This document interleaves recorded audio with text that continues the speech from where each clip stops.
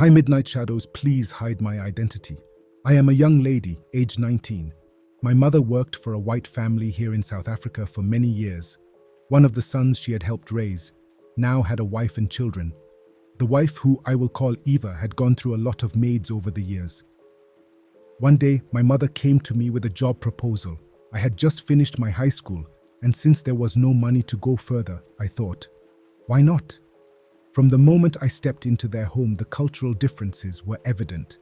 Eva was meticulous, almost to the point of obsession with how she wanted things done. Every task had to be performed with precision, and there was an endless list of instructions to remember. Despite the challenges, I made it my mission to excel. Perhaps it was my determination or the fact that I was hardworking, but Eva began to trust me. Slowly, she stopped micromanaging my every move. Eva had one peculiar rule. I was to address her husband, Pete, as Sir, and never look him in the eyes. This rule she made clear from the beginning. Pete, a tall, eye-catching man with a serious face, rarely spoke to me. In the months that I had worked for the pair, I had never had a meaningful conversation with Pete. To be honest, he scared me a bit. There was something about the way he moved, deliberate and confident, that made you aware of his presence at all times. Pete was the owner of a successful construction company. He had built it from the ground up, starting as a young man with nothing but ambition and a knack for business. Over the years, he had taken on numerous large-scale projects across Johannesburg, including high-rise buildings, shopping centers, and luxury homes. The beginning of 2020, the world was in a crisis that none of us could have foreseen. The pandemic swept across the globe, and South Africa went into lockdown. Eva, being a manager at a large retail store deemed essential, continued to go to work. Pete, on the other hand, began working half days from home. The dynamics of the household changed overnight. Eva instructed me on how things would proceed. I was to serve Pete and then quickly leave his presence. The already limited interactions with Pete became even more strained. You're watching Midnight Shadows. Don't forget to like, share, and subscribe. Now, let's get back to the story. You know how you can feel that someone is looking at you? That was Pete. His gaze was haunting. His eyes were a cold, dark brown that seemed to see right through me. There was an intensity in his look that made my skin crawl and my heart race. Pete's stare was not just a casual glance. It was a predatory gaze that lingered, making me feel exposed and vulnerable.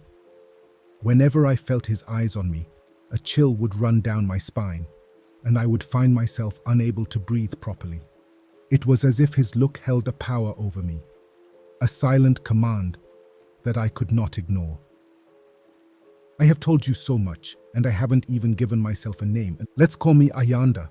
So one day, Pete came back home early, and as usual, I asked him if I could get him something to drink. My eyes were fixed to the floor. Yes, he replied in that distinct South African accent. Get me a beer. I hurried from his presence to fulfill his request. As my slightly shaking hands gave him the glass, he thanked me. Soon, he was giving me more personal requests. Yes, take off my socks, he said one day, when I asked if there was anything I could do for him. Anyway, one of Eva's rules was that I had to take a bath every morning before I started work. We only had one bathroom working in the house, as Pete had not finished remodeling the other two. So after Pete and Eva went to work, I hopped into the shower, but soon Pete was coming back as soon as the water started running. One day, I had just finished my shower and was applying moisturizer when Pete suddenly came in. I was shocked. I couldn't move. I just stood there naked and wide-eyed as he apologized and left the room. If I could not look him in the eyes before, well, now it was even more impossible. The incident left me on edge, my heart racing whenever I heard his footsteps. Pete began to take advantage of my fear, making increasingly intrusive demands. The line between employer and servant blurred, and I felt trapped in this house. One morning after Eva had left for work, Pete called me into his study. I obeyed, my heart pounding in my chest. He handed me a piece of paper with a list of tasks. but his fingers brushed mine as he did. I quickly took the paper and stepped back, mumbling a thank you before hurrying away. As I read the list, my breath caught. Alongside the usual household chores were more intimate tasks. Run your fingers through my hair. Massage my shoulders. Join me for a glass of wine. My mind raced with confusion and a hint of excitement. The first time I ran my fingers through his hair, my hands trembled. Pete closed his eyes, a satisfied smile playing on his lips. "You're good at this," he murmured. Each touch, each small act of intimacy brought us closer.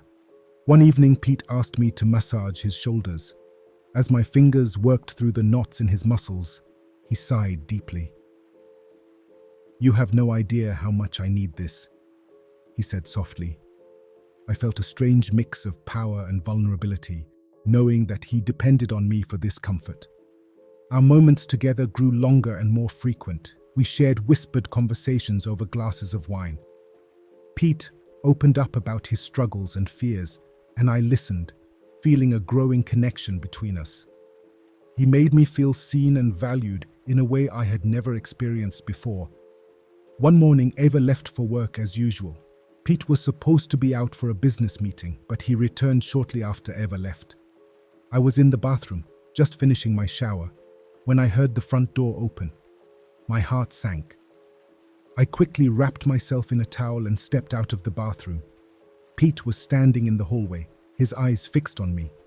He didn't say a word, just stared. I felt exposed and vulnerable, trapped in that narrow corridor with no escape. "Ayanda," he finally said, his voice almost a whisper, "come here." I took a step back, my mind racing. "I'm sorry, sir. I need to get dressed."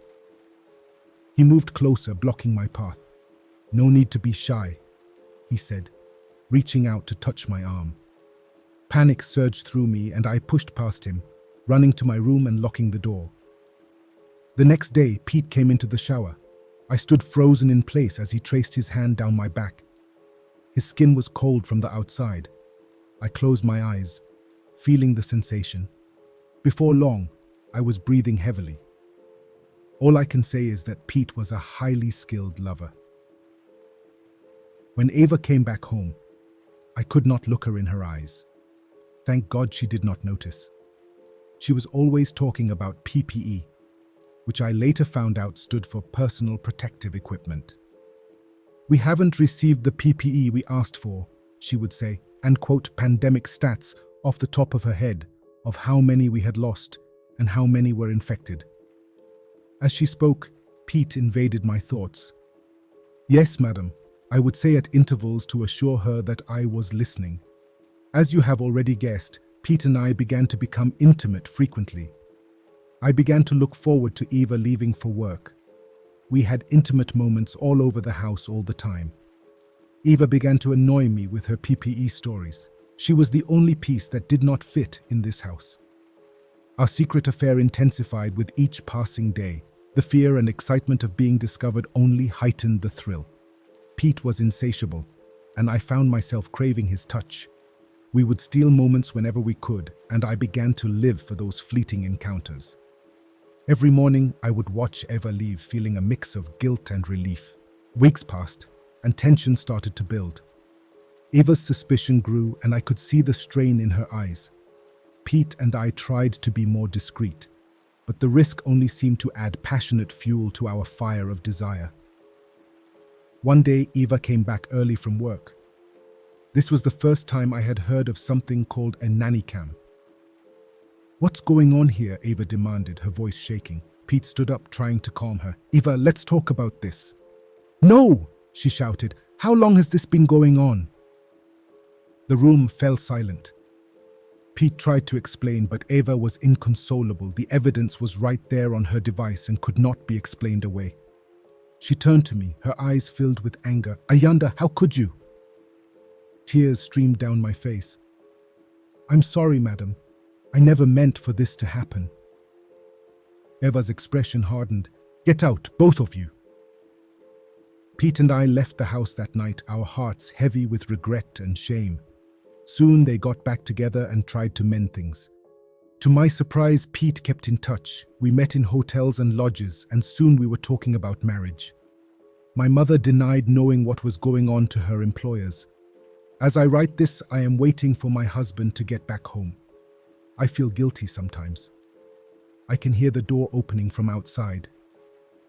Pete is home. I have to go. Thank you for listening to my story. And that, my dear listeners, concludes today's story. If you have any advice for our guest, please share it in the comments section below.